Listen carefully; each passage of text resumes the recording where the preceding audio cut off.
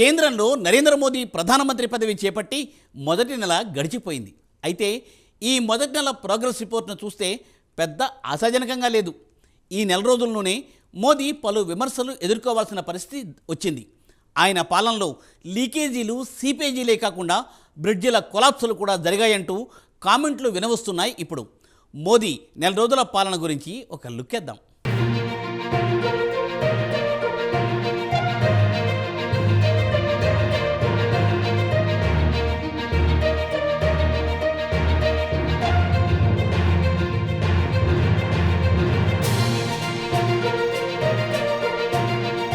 కేంద్రంలో నరేంద్ర మోదీ ముచ్చటగా మూడోసారి ప్రధానమంత్రిగా బాధ్యతలు స్వీకరించి నెల దాటిపోయింది. అయితే గతంలో మాదిరిగా ఆ జోష్ మాత్రం కనిపించడం లేదు. దీనికి కారణం ఆయనకు పూర్తి మెజారిటీ రాకపోవడమే. అయితే ఇక్కడ ఆశ్చర్యం కలిగించే అంశం ఏమిటంటే 1952లో జరిగిన మొదటి పార్లమెంటరీ ఎన్నికల తర్వాత గతంలో ఏ ప్రభుత్వం రేటింగ్లో మోదీలా వెనుకబడలేదు. ఆయన పగ్గాలు చేపట్టిన వెంటనే national eligibility cum entrance test under graduate, NEET UG paper leak, తర్వాత నేషనల్ ఎలిజిబిలిటీ టెస్ట్ ఎన్ఈటీ రద్దు, తర్వాత నీట్ పీజీ పరీక్షలు వాయిదా. అటు తర్వాత ఢిల్లీ విమానాశ్రయంలో ఒక స్ట్రక్చర్ కూలింది. ఒకరు చనిపోగా పలువురు గాయపడ్డారు. ఇక గుజరాత్, మధ్యప్రదేశ్లలో డజన్ల కొద్దీ ప్రమాదాలు జరిగాయి. అలాగే పక్షం రోజుల్లో బీహార్లో డజన్ల కొద్దీ బ్రిడ్జీలు కుప్పకూలాయి. జూన్ 4న లోక్సభ ఎన్నికల ఫలితాలు వెల్లడైన రోజు నుంచి ప్రతిరోజు ఇలాంటి దుర్ఘటనలు వింటూనే ఉన్నాం. ఇక అయోధ్యలో రామమందిరంలో వర్షాలకు పైకప్పులో నుంచి నీరు కారడం అందరినీ ఆశ్చర్యపరిచింది. అయోధ్యలో డ్రైనేజీ వ్యవస్థ ఎలా ఉందో యావత్ దేశానికి తెలిసి వచ్చింది. చిన్నపాటి వర్షానికి ఎక్కడి నీరు అక్కడ నిలిచిపోతోంది. రామమందిరంలోకి నీరు రాలేదని దేవాలయం ట్రస్టు బుకాయించినా అయోధ్య రామాలయం ప్రధాన పూజారి ఆచార్య సత్యేంద్రదాస్ ఉన్న వాస్తవాలను బహిరంగంగానే చెప్పారు. రుతుపవనాలు మొదలైన మొదటి వర్షానికి రూఫ్ నుంచి రామమందిరంలోకి నీరు లీక్ అయిందని ఆయన వాస్తవాలను చెప్పుకొచ్చారు. కేవలం దేవాలయంలోనే కాదు, అయోధ్యలో శ్రీరామ్ హాస్పిటల్లో కూడా వర్షం నీరు నిలిచింది. వర్షాలకు రోడ్డు కుంగిపోవడంతో యూపీ ప్రభుత్వం 6 ఇంజనీర్లపై సస్పెన్షన్ వేటు వేసింది. ఇవన్నీ ఒకెత్తైతే ఉత్తరప్రదేశ్లో ఈ నెల 2న హత్రాస్లో బోలేబాబా సత్సంగ్లో తొక్కిసలాట జరిగి 121 మంది అమాయకులు చనిపోయారు.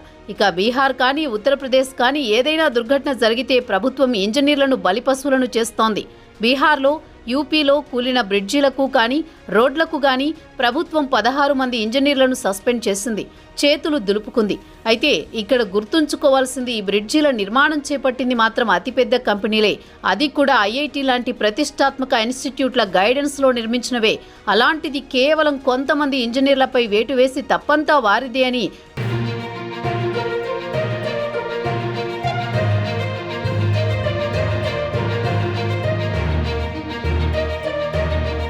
అయితే ఇక్కడ గుర్తుంచుకోవాల్సింది, కూలిన బ్రిడ్జిలు అన్నీ ఎన్డీఏ ప్రభుత్వం పాలిస్తున్న రాష్ట్రాలే కావడం గమనార్హం. బ్రిడ్జిలు పేకమేడలా కూలుతున్నాయంటూ ఈ ప్రాజెక్టులో భారీ ఎత్తున అవినీతి చోటు చేసుకుందని తేలికగానే ఊహించుకోవచ్చు.